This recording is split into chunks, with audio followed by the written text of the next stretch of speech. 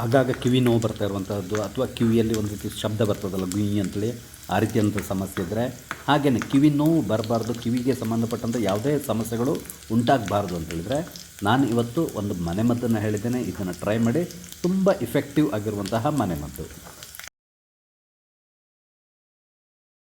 ನಮಸ್ಕಾರ ಎಲ್ರಿಗೂ, ಅಮ್ಮಿಸ್ ಲೈಫ್ ಸ್ಟೈಲ್ಗೆ ಸ್ವಾಗತ. ಕೆಲವರಿಗೆ ಏನಾಗ್ತದೆ ಅಂದರೆ ಆಗಾಗ ಕಿವಿ ನೋವು ಬರ್ತಾ ಇರ್ತದೆ. ಇನ್ನು ಕೆಲವರಿಗೆ ಕಿವಿಯಲ್ಲಿ ಏನೋ ಒಂದು ರೀತಿ ಶಬ್ದ ಬರ್ತಾರೆ, ಗುಯ್ ಅನ್ನೋ ಶಬ್ದ ಬರ್ತಾ ಇರ್ತದೆ. ಅದಕ್ಕೆ ಏನು ಮಾಡಿದರೂ ಕೂಡ ಆ ಸಮಸ್ಯೆಯಿಂದ ಹೊರಬರಲಿಕ್ಕೆ ಸಾಧ್ಯ ಆಗೋಲ್ಲ. ಮತ್ತು ಕೆಲವರಿಗೆ ಕಿವಿ ಸೋರುವಂಥ ಸಮಸ್ಯೆ ಈ ರೀತಿ ಇರ್ತದೆ. ಈ ಎಲ್ಲ ಸಮಸ್ಯೆಗಳಿಗೆ ಒಂದು ಮನೆಮದ್ದನ್ನು ನಾನು ಇವತ್ತು ಹೇಳ್ತಾ ಇದ್ದೇನೆ. ಈ ಮನೆಮದ್ದನ್ನು ನೀವು ಉಪಯೋಗಿಸೋದ್ರಿಂದ ನಿಮಗೆ ಈ ಕಿವಿ ಸೋರುವಂಥ ಸಮಸ್ಯೆ ಅಥವಾ ಆಗಾಗ ಕಿವಿ ನೋವು ಬರ್ತಾ ಇರ್ತದಲ್ಲ, ಅದನ್ನು ಕೂಡ ನೀವು ನಿವಾರಿಸ್ಕೋಬೋದು. ಹಾಗೆಯೇ ಕಿವಿಯಲ್ಲಿ ಶಬ್ದ ಬರ್ತಾ ಇರ್ತದಲ್ಲ, ಆ ಶಬ್ದ ಕೂಡ ಪರ್ಮನೆಂಟಾಗಿ ಸ್ಟಾಪ್ ಆಗಿ ಹೋಗ್ತದೆ. ಈ ಮನೆಮದ್ದು ಮಾಡಲಿಕ್ಕೆ ಬೇಕಾಗಿರೋದು ಕೇವಲ ಎರಡು ಇಂಗ್ರೀಡಿಯೆಂಟು. ಹಾಗೆಯೇ ಇದನ್ನು ಮಾಡೋದು ತುಂಬ ಸುಲಭ. ಇದಕ್ಕೆ ಬೇಕಾಗಿರುವಂಥ ಇಂಗ್ರೀಡಿಯೆಂಟು ಬೆಳ್ಳುಳ್ಳಿ ಬೇಕಾಗ್ತದೆ, ಅದಾದಮೇಲೆ ಸ್ವಲ್ಪ ತೆಂಗಿನೆಣ್ಣೆ ಬೇಕಾಗ್ತದೆ, ಅಂದರೆ ಕೋಕೋನಟ್ ಆಯಿಲ್ ಬೇಕಾಗ್ತದೆ.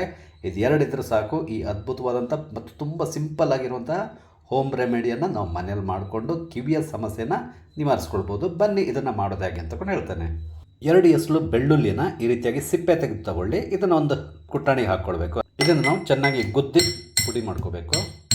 ಒಂದು ಚಿಕ್ಕ ಪಾತ್ರೆ ತಗೊಳ್ಳಿ. ನಾನು ಒಗ್ಗರಣೆ ಹಾಕುವಂಥ ಪಾತ್ರೆ ಇದೆಯಲ್ಲ, ಅದನ್ನು ತೊಗೊಂಡಿದ್ದೇನೆ. ಅದಕ್ಕೆ ಈಗ 2 ಚಮಚದಷ್ಟು ತೆಂಗಿನ ಎಣ್ಣೆನ ಹಾಕ್ಕೊಳ್ಳಿ, ಅಂದರೆ ಕೊಬ್ಬರಿ ಎಣ್ಣೆನ ಹಾಕ್ಕೊಳ್ಬೇಕು. ನಂತರ ಅದಕ್ಕೆ ನಾವು ಇಲ್ಲಿ ಗುದ್ದಿ ರೆಡಿ ಮಾಡ್ಕೊಂಡಿದ್ವಲ್ಲ, ಈ ಬೆಳ್ಳುಳ್ಳಿನ ಕೂಡ ಇದಕ್ಕೆ ಹಾಕ್ಕೊಳ್ಬೇಕು.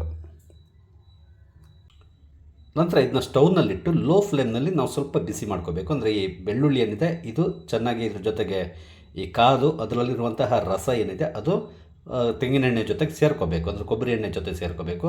ಹಾಗಾಗಿ ನಾವು ಸ್ವಲ್ಪ ಹೊತ್ತು ಬಿಸಿ ಮಾಡ್ಕೋಬೇಕಾಗ್ತದೆ, ಕರಟ್ಲಿಕ್ಕೆ ಬಿಡಬೇಡಿ.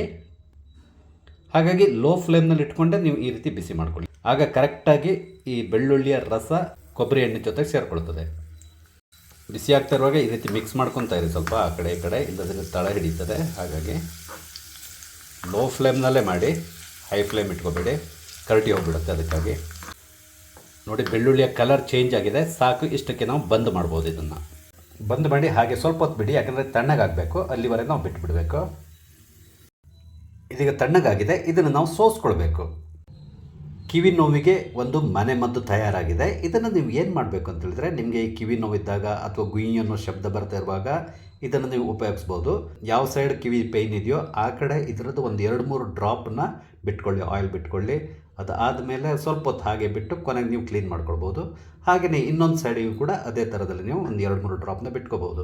ಕೇವಲ ಕಿವಿ ನೋವು ಇರುವಾಗಲ್ಲ, ನಿಮ್ಮ ಕಿವಿ ನೋವು ಇಲ್ಲ ಅಂತ ಹೇಳಿದ್ರು ಕೂಡ ನೀವು ಆಗಾಗ ಇದನ್ನು ಉಪಯೋಗಿಸ್ಬೋದು.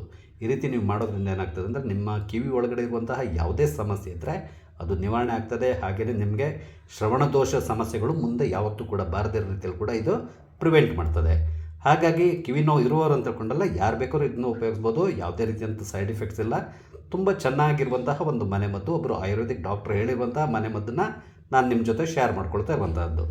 ತುಂಬ ಚಿಕ್ಕ ಮಕ್ಕಳಿಗೆ ಇದನ್ನೆಲ್ಲ ಹಾಕ್ಲಿಕ್ಕೆ ಹೋಗ್ಬೇಡಿ. 8-10 ವರ್ಷದ ಮೇಲಿನ ಮಕ್ಕಳಿಗೆ ಇದನ್ನು ನೀವು ಉಪಯೋಗಿಸ್ಬೋದು. 1-2 ಡ್ರಾಪ್ ಹಾಕಿ ಸ್ವಲ್ಪ ಹೊತ್ತು ಬಿಟ್ಟು ನೀವು ಕಿವಿನ ಕ್ಲೀನ್ ಮಾಡ್ಬೋದು. ಹಾಗೆ 2 ಸೈಡನ್ನು ನೀವು ಆಲ್ಟರ್ನೇಟ್ ಆಗಿ ಮಾಡ್ಕೊತಾ ಬರ್ಬೋದು.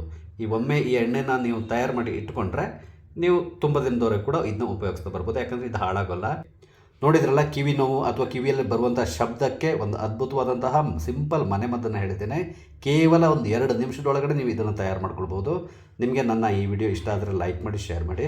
ಹಾಗೆ ಇಲ್ಲಿವರೆಗೆ ನೀವು ನನ್ನ ಚಾನಲ್ ಸಬ್ಸ್ಕ್ರೈಬ್ ಮಾಡಿಲ್ಲ ಅಂದರೆ ದಯವಿಟ್ಟು ಸಬ್ಸ್ಕ್ರೈಬ್ ಮಾಡಿ. ನಾನು ಹಾಕುವಂಥ ಎಲ್ಲ ವಿಡಿಯೋಗಳನ್ನು ನೋಡಿ ನನಗೆ ಸಪೋರ್ಟ್ ಮಾಡಿ. Thank you.